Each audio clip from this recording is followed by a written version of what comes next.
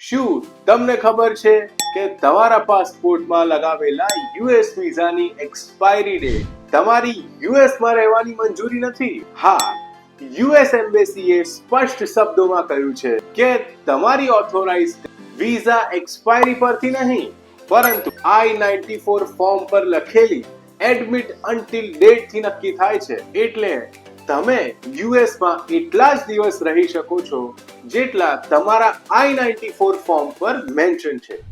જો તમે આ તારીખને ક્રોસ કરી જશો તો એ ઓવરસ્ટે કહેવાશે અને તેના બહુ જ ગંભીર પરિણામ આવી શકે છે, જેમ કે તમારા વિઝા પણ રદ થઈ શકે છે અથવા ડિપોર્ટેશનનો સામનો કરવો પડી શકે છે. ભવિષ્યમાં યુએસ વિઝાની અરજી કરવું પણ ગુમાવી શકો છો.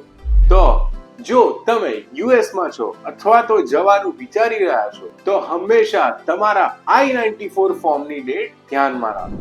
આવી સાચી અને ટ્રસ્ટવર્ધી ઇન્ફોર્મેશન માટે ફોલો કરો સારથી વિઝા.